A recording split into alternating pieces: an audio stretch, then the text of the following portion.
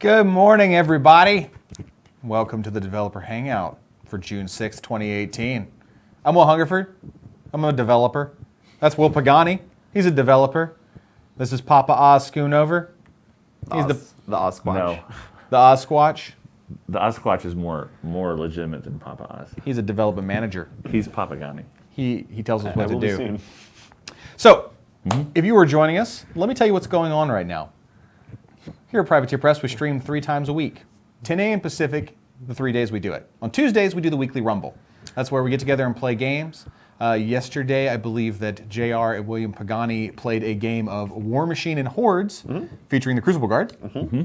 Wednesday's is developer chat, typically the 3 of us, and we talk about CIDs if there's ones going on, upcoming games, things we can't talk about, like rules when we have stuff we want to spoil, and sometimes we have special episodes like the one today, where we're just going to talk about cool developer stuff that might be interesting to you. Yep. Thursdays is Get Your Paint On with Dallas Kemp. He hobbies, he paints, he teaches you new tips and tricks, and he also answers your questions. Speaking of which, we are streaming live, so if you're watching this on YouTube later, we do go live at twitch.tv/privateerpress, and we are going to be occasionally reading a username and a question, which is somebody who's watching us live, and we will respond as we can to certain questions if we're not too busy talking or yelling at each other. Sure. And as an aside, people were commenting like last week or whatever about my reading the chat face. I do that on purpose for you. Yes. Your chat Does it look like face. this? Before we get into the meat, It depends on how I feel. before we get in the meat of today's conversation, Sure. I think we have two. Oh, there's going to be a perfect screen cap of that face you just made. I need someone to send me a screen cap of the Pagani face that just happened. Also, that one. That one is great. Okay. There are 2 super dope things we need to talk about before we get into our developer stuff. One, mini crate.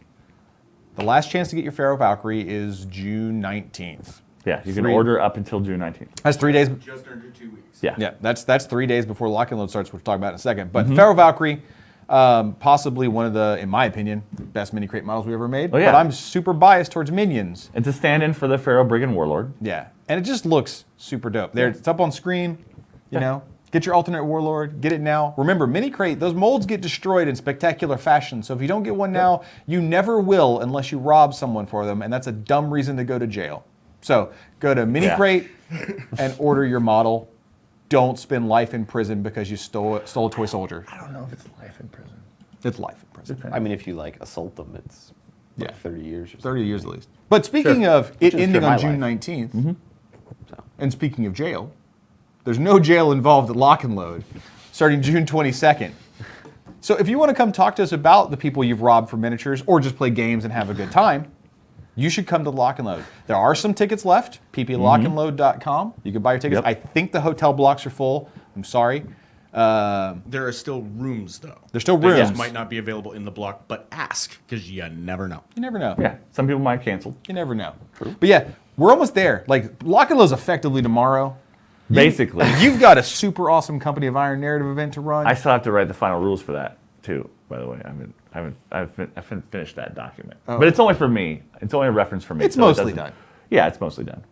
And for anybody that doesn't know, the last couple of lock and loads have been at a convention center. Yes. This one's at a hotel. So those rooms we were So talking hype. about, you'll be able to walk straight out of your room in an elevator and get right to lock and load. It won't be like you're staying a block away or 2 blocks away or whatever. Pagani.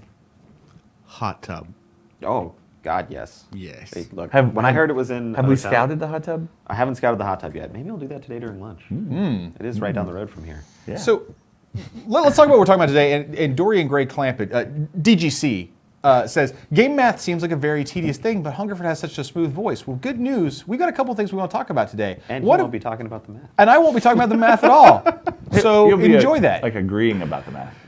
So today what we want to cover, because we're in between CID cycles. We don't have anything CID we want to talk about other than we might do a reminder of what's coming up next. But and it's a little early to talk more about Monpok because there's some stuff coming up in the near future and we don't want to spoil all the fun right now.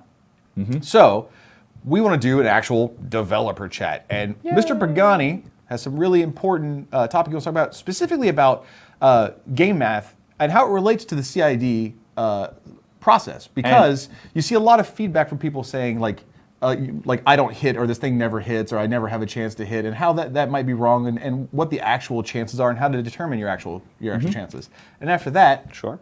I have some stuff I want to talk about regarding the upcoming OP changes after lock and load. Kind of a quick reminder, and we'll go over some things. And then Oz is just going to be delightful.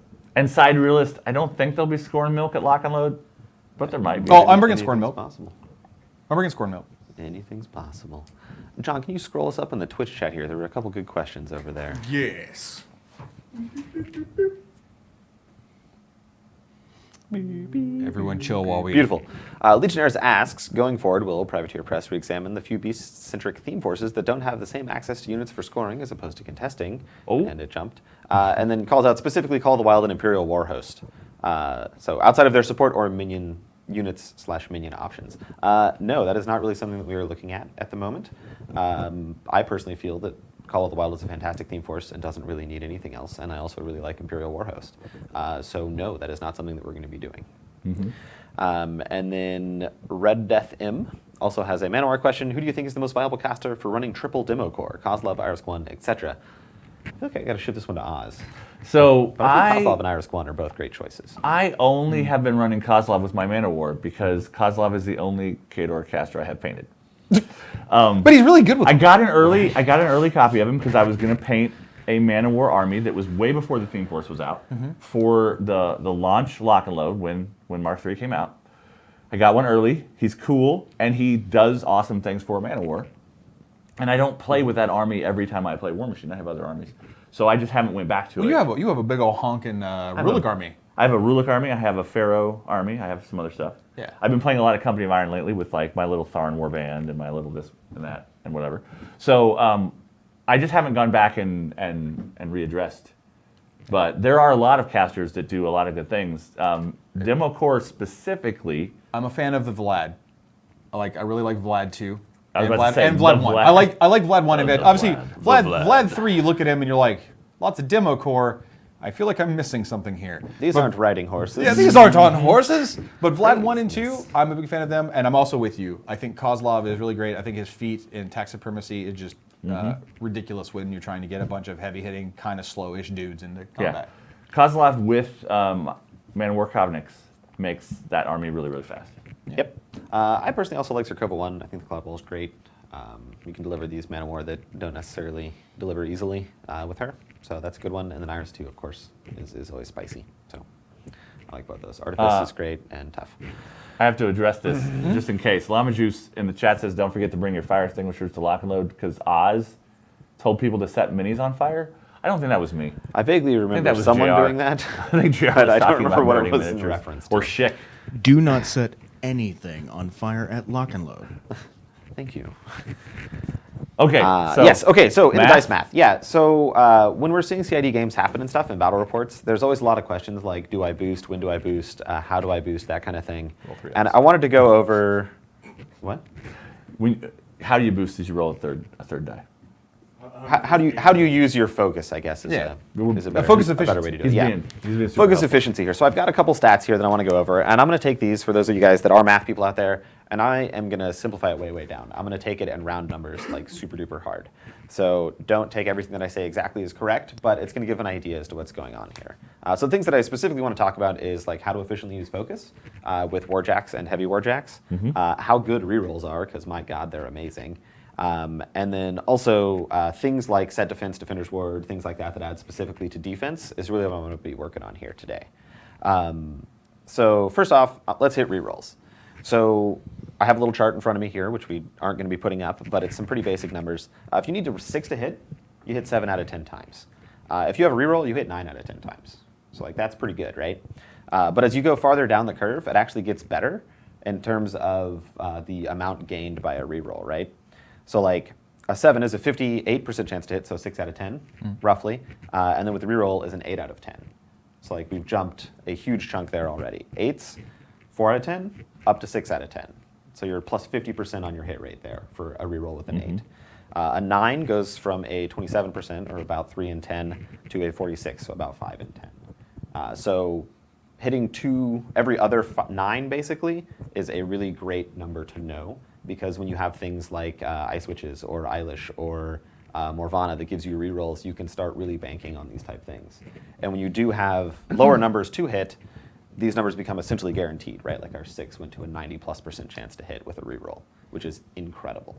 And then going into how to use focus efficiently, right? So I see a lot of people say like, man, I really need to hit this 7, so I'm going to boost. That's not normally a very good call because, and I'll give you some of the math here. It does depend on what you're attacking. If you're attacking a single infantryman and you have focus to spare, go for it. If there's nothing else to do with that focus, right? Like, of course, you boost in that situation. If there's things like poltergeist or dodge or something like that that's going to make your next attacks not be viable anymore, totally boost, because that's great. If they have something like reversal and it's a charge attack and you miss and you can knock down and you don't get anything else, those are the kind of abilities that are going to skew this kind of thing. But like a 7 to hit, 58%, 6 out of 10, give or take, you'll hit them. If you boost it, you go up to a 90%, so 9 out of 10 hits. If you take 2 attacks, your odds to hit at least one of them is 80%, so 8 out of 10. Yeah. So you're slightly worse off than boosting if you buy 2 attacks, but you have a 33% chance, so 1 in 3, that you'll hit both of them and do essentially double damage, right?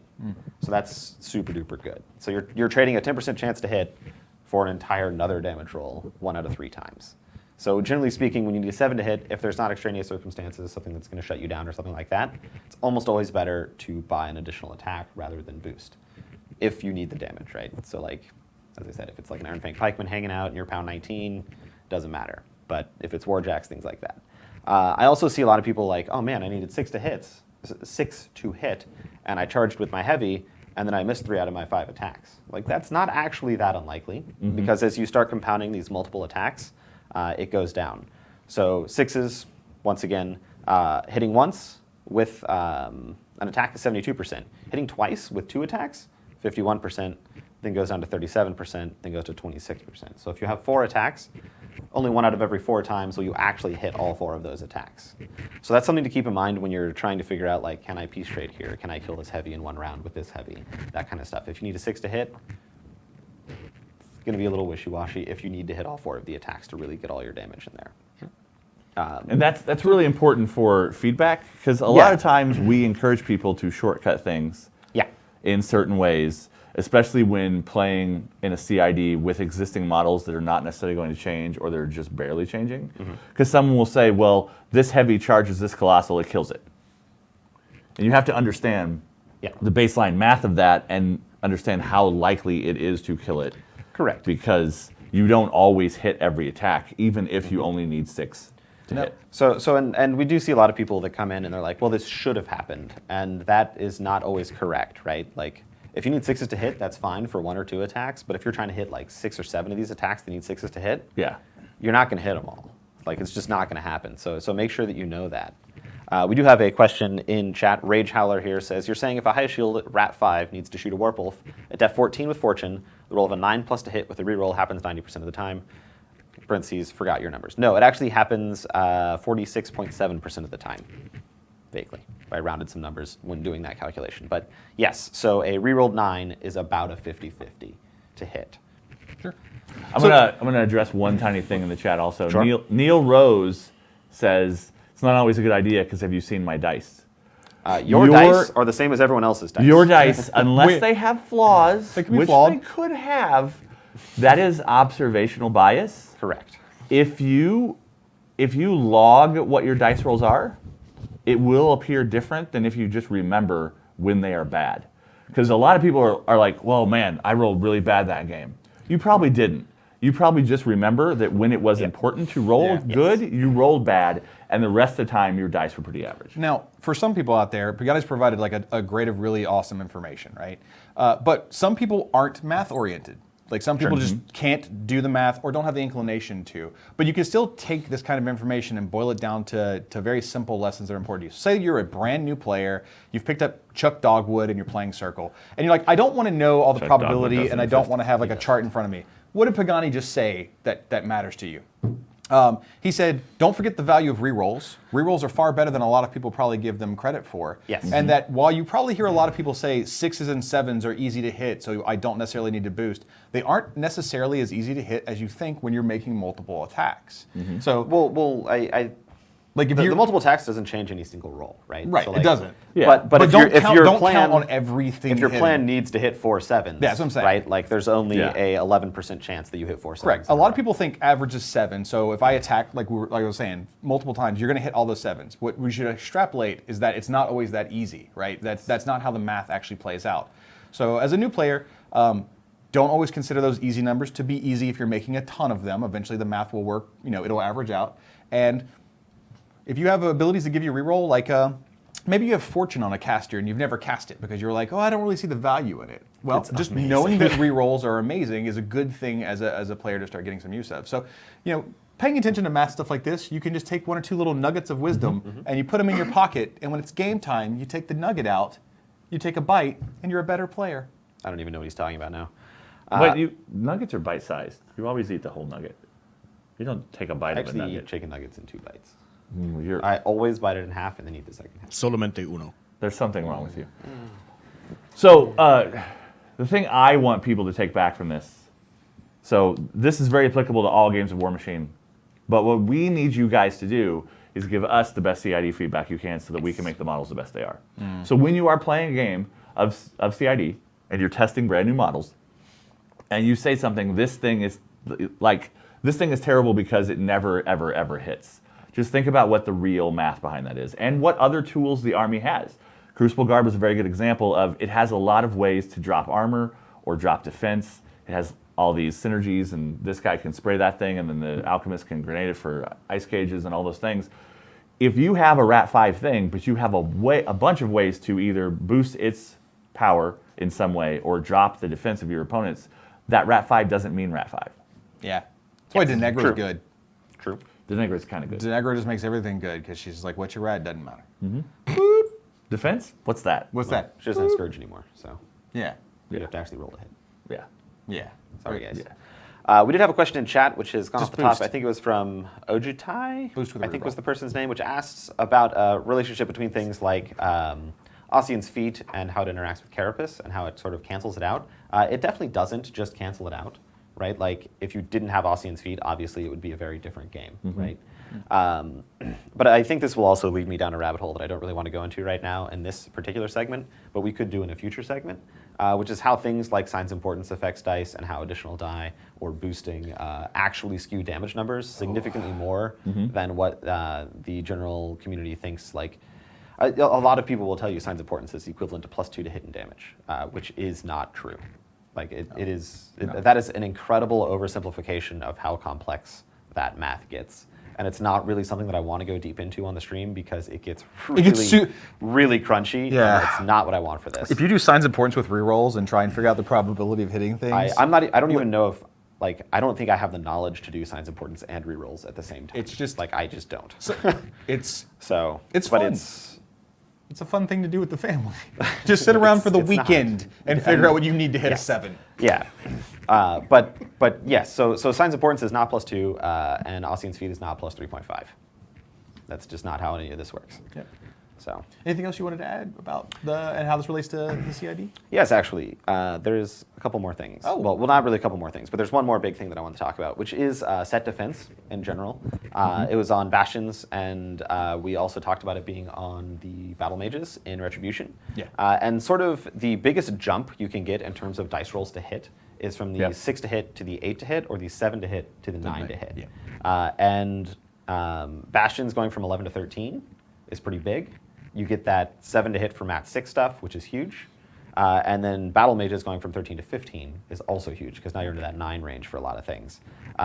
Those are the largest disparities in depth that you can get, right? Like that is the biggest jump. Yeah. With a +2, that number Yeah. is the biggest one you can get. This is the most meaningful. Is the most meaningful Yeah. number to make your opponent miss, which is about a 30% miss rate. So 3 out of 10 attacks that would have hit you now don't, which is massive, Yeah. hugely massive. The other So- thing that's really important to consider with any of those abilities like that is that movement is part of the calculation. Because you might have a situation where Absolutely, your yeah. set defense models are farther away than a model can advance and hit. Yeah. So they're going to have to charge you to get to you, and that turns that set defense on. So a lot of people were complaining, that set defense is situational. It is. But it's also I mean, it situational is, from right? the other side. It's not Yeah. only situational on the bad side of, well, my opponent can just walk up and hit me and doesn't have to charge me. Because he might not always be able to charge you. Because you have to consider the positioning of the board and terrain and all those things. The worst kind of feedback we ever can get is people that don't consider that their opponent's army is on the table and that there is terrain on the table and those kind of things are part of the game. Yeah. When you can't just boil down the base math and say this army always beats this army because all of its math is better. I Because always there's like the also- term contextual statistics. Yeah, because Definitely. things happen outside of the vacuum in this game. There's not a inside the vacuum, this is always what happens, because that doesn't exist. And I think that what you're saying is kind of the whole point of ultimately the thrust of Pagani's Yeah. segment here is how to provide better feedback by being more knowledgeable, whether you understand the deep, crunchy math, like if you know how to do rerolls under Ashland's feat, under Sign's Importance, and hit a 9 that's boosted, or whether or not you just know that rerolls are good. And if you're under Ashland's feet, you're not hitting anything anyway, so don't worry about it. But it's a sliding scale of your knowledge of the math, but whether it's a simple understanding if something is good or not and knowing the exact numbers, either way, having an understanding will provide better feedback for us, which makes for better CID cycles, which makes for better models for you to play with. Yeah, and if there are players out there that are awesome at math, mathematicians of doctorate levels, then feel free to talk about that stuff in the CID forums. Absolutely. In the theory and list crafting stuff, when people bring up, do it kindly with positive, critical thinking. But Small swamp creature understandable words. yeah, but when someone comes Just in smile- and they say this Lots of model emoticons. can't ever accomplish anything because it needs 6s to hit and never hits, well then share your wisdom and say, but the odds are that this, and just say this, but make it understandable. Yeah. So I think an excellent example of this just got brought up in chat, which is Jalam's feat, which takes one attack die away from opposing models attacking your models. And a lot of people didn't really like that feat because Titans are def 10. So if you needed a 4 to hit a Titan because you're mat 6, and now you have one less dice, that went from, I don't have the 4 math in front of me, but like 90% chance to hit to 50%. So that's a 40% reduction in your chance to hit. So that is enormous. Like that is so good. And it's way better than +3 defense, like the die averaging out to a 3 or 3.5. There are also times with the swordsman and stuff where you need a 6 or a 7 to hit. Like a 6 is what, like 16% chance on one dice? I don't have the math in front of me for that one. Yeah, I'm it's not something 100%, like I that. think it's Yeah. 16.8 or something. 1 in 6. Yeah, 1 in 6. So now you have a 1 in 6 chance to hit them instead of a 50% is a huge difference in what you have to roll to hit. So the math and just taking the average of dice and applying that across everything is not a good habit to be in, and it's not the right way to think about any of this stuff. Because it's always it's contextual. not true. There are so many wingdings in the chat right now. Now, They're called dongers, Oz. alternatively, play Krios 1 and don't worry about it. Unless they're steady. Then just quit. Oh. Scoop. If you see any steady, you just. This is That's the worst advice ever. the Hungerford way of playing War That Machine. was the worst advice ever. Math. I also want. See a good example of some of this stuff in practice. If people watch yesterday's stream and watch the Crucible Guard stuff versus the Trolls with Madrak 1's feat and Sylvestro's feat, those are really good situations that show how the math can be adjusted based on context.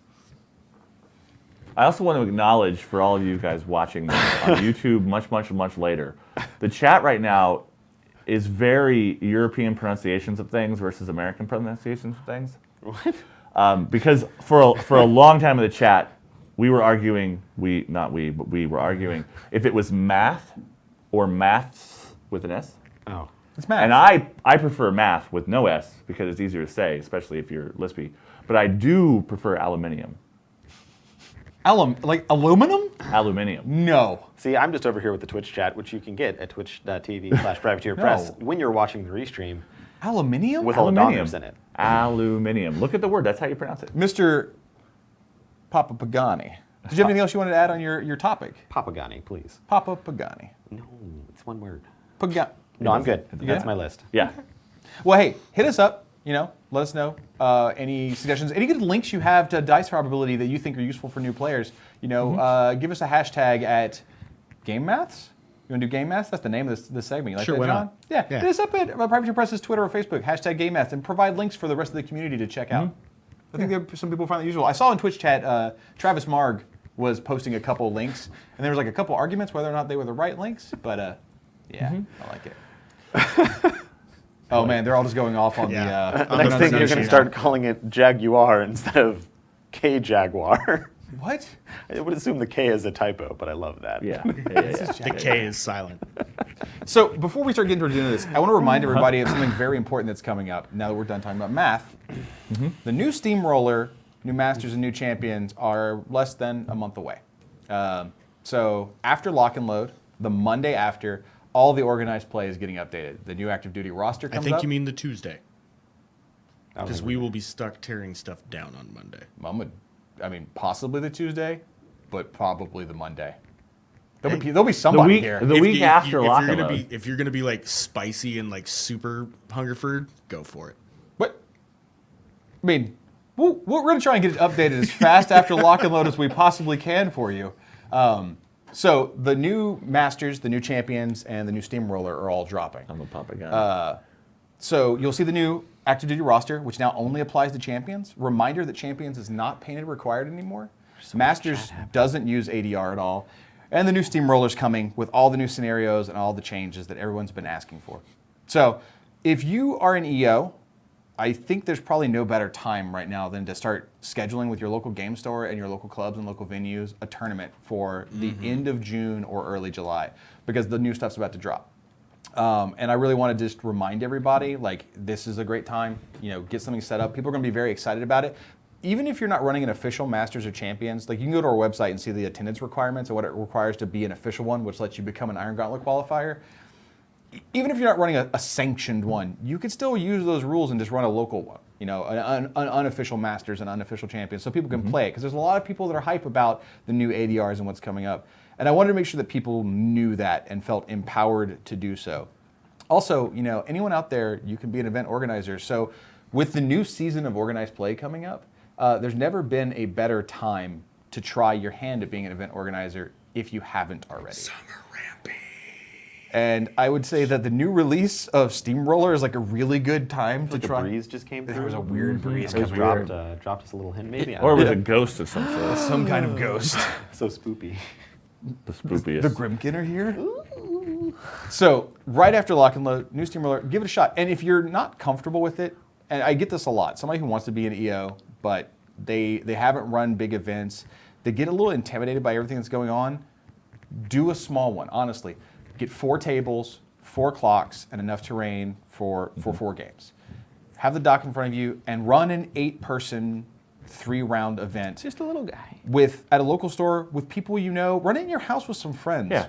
Play test a tournament. Play test running a tournament. If you can handle 4 tables, you will be able to handle. Let's keep doing it over and over again, and you'll soon be doing 16 tables. 20 tables. Eventually, you become a Travis Marg, and you're running 64 to 128 tables. But start like super small and give it, because there's not really much to it. You just have to understand how to record things, how to do the strength of schedule. There's a lot of good programs out there you can get for free to do the tournament recording for you, so that the job is honestly checking people's lists, making sure they're accurate, and answering judge calls. Chat is out of control. Oh yeah, chat is absolutely out of control right now. The other part that's very difficult for a lot of people, or not difficult, it causes them a lot of anxiety, is if you're running it, you're judging it. So one thing I want to bring to people's attention is that doesn't have to be the case. If you aren't comfortable with the rules, you might still be an amazing event organizer. Yeah. You can still run a tournament even if you don't know anything. You just have someone on hand to be your judge. If you're the one and only person doing it, then you need to be a little bit more familiar. Yeah. Make it clear to everybody. Pause the clocks and just look the answer up. But that's why you should start with 4. Yeah. Because you don't know exactly what you're good at until you try. But you don't want to jump into a 64-person tournament where you're the only judge and you're doing all of the everything else. That's Don't where set most- yourself up for difficulty. That's where most Yeah. people crash and burn, right? Yeah. Like, because they're like, I'm going to try my hand at an EO. And they do, not even, we said 64, let's be realistic. We see a lot of Yeah. EOs like, I'm going to give them my first shot. And they do a 16-table event with 32 people. And they're doing it by themselves. Yeah. And they're like, this is nuts, I can't handle it. Some people are able to just jump right in it, they get it. Yeah. If you're not comfortable with, and you're not sure, just go in small. And I just want to remind everybody, the new season's about to start in under a month. So, this is the chance for you all to jump in. And I saw a question, Jay, and the question just said, are there any changes coming up to Journeyman? When the new season happens right after Lock and Load, you won't immediately see a Journeyman update. There will be one coming later, and the only change that's happening in Journeyman is that a Crucible Guard alt battle box will be added, so people that want to play in Journeymans with Crucible Guard will be able to do so. But that is not as imperative as because Crucible Guard won't be available at large right after Lock and Load. So they'll be coming closer to the factions release.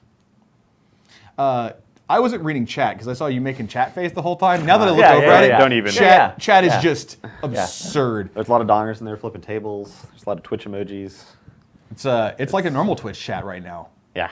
I'm going to read completely out of context. 2 at once. 2 at once? It's for table flip. No, it's out of context. It's supposed to be out of context. I know, but I have to give them supposed context. to give them the context. Odd Platypus You says, ruined when is it. Crucible Guard in War Room? Later. Now, You'll hear more about all that soon. there's another question I want to get to.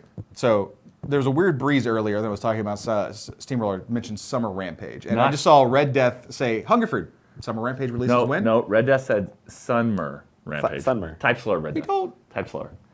We don't call out their typos. We're I not do. monsters. I do. Sassy. I do. So if you're an EO and you don't want to do tournaments, there's 2 major casual OPs coming up that we've announced. Summer Rampage, where the 3 new alt history casters, the one for Convergence, for Grimkin, and for Minions, will be released. Those are all playable in Summer Rampage, and in fact are kind of like the focus of it. Summer Rampage rules are coming out in July. The event is occurring in August. Right after that is going to be Longest Night. Rules out in September, occurring in October, and it's going to be all about dressing up in costume, bringing candy to your local venue, and celebrating Halloween and playing War Machine. So if you want to try something super laid back and don't want death clocks, you just want people to have a good time, check out Summer Rampage. Rules next month. We may have some more special announcements about Summer Rampage and some cool stuff going on with it. Keep an eye out for that. And then Longest Night in October. Yeah. And we haven't had any questions about it specifically, but remember, the Retribution of Syra CID starts after Lock and Load. No specific date on that, but soon after Lock and Load. And the Tharn is after that. We had a lot of people in here asking questions about Tharn and spoilers about Tharn and that kind of stuff. Tharn spoilers are coming, but closer to their CID. We don't want to throw everything out there right away. I got a spoiler. Iona is in Tharn. That's not a spoiler. People know. Yeah, people knew that already. I know. I got a spoiler. You roll dice in War Machine. And there's math involved. Spoiler, Chuck Dogwood is not in the Tharn CID. That's 'cause he Chuck doesn't exist. Dogwood is also not an alt history caster because he never existed before. He's And he won't exist. He's real to me. There's Damn a lot it. of things that are real to you. He's real to me, damn it. Oh, hit the speaking of Chuck Dogwood, There's no mics on the table. But there could is one game you could play Chuck Dogwood in, and we're playing it next week. Arcanists? Yeah. Is there a nature mage? You know in what? Arc? In my IK RPG group, because everybody knows I legit love RPGs. In my IK RPG group, I have not introduced Chuck Dogwood yet, but guess what I'm going to do? We should do that. It's going to be the main villain. An odd platypus, there is no Chuck Dogwood. Don't ask. Chuck Dogwood, hashtag is a lie. Chuck Dogwood, the Whistler. The Whistler. Earlier, there was a hashtag chat in French means cat. I don't understand how to read that. So, I think it Shaw. means the word chat. No, but hashtag chat means cat. That's weird. That's just weird. we have a couple more minutes left before we close out the dev chat. We are very near the end, like literally a few minutes left. So we're just going to take a second here. We're going to look at the Twitch chat, see if any questions come rolling through that we're interested in answering. And then we're going to say goodbye to everybody, and I'm going to go to Jimmy John's. Jimmy Jones. Sandwiches. God, lunch at 10:30? I'm really You crazy girl. I'm really Hey, hungry. Oh. 10:34. I didn't, Well, it's moving so fast. I can't read anything So right many- now. So many dongers. Yes, so we did have a question in there. I missed the name on it. I'm sorry. But it was Crucible Guard getting a battle box. No battle boxes for Mercs. QQ Cryface. Crucible Guard's not actually getting a battle box. They're getting an all-in-one box, which was a limited release that only comes out at the launch of the faction.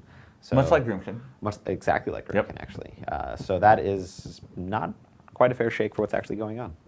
Steve Hall says official 2018 tournament kits, possibly. There already are a ton of organized play kits you can actually get. So stores can order them either through their distributor or through our online store at store.privateerpress.com. All the organized play, so like Summer Rampage Kids, Longest Night, whatever leagues, like when Vengeful Deeds and all that happened, those are all available through our online store, but the only way they become visible to you, you can't even see them unless you are logged into a retailer account, in which case you have access to everything. That includes the Steamroller pin kits, the Best Painted and Best Sportsman pin kit, which, by the way, if you didn't know, we totally have a Best Painted and a Best Sport pin kit, and it's awesome. We have medal kits, all kinds of cool things, even free kits like certificates to give out to players. So there is a wealth of organized play prize kits you can buy. So yeah, they exist. Go check them out. Question in the chat from Daniel Kanak. Tharn Bow Dudes, give me some spoilers.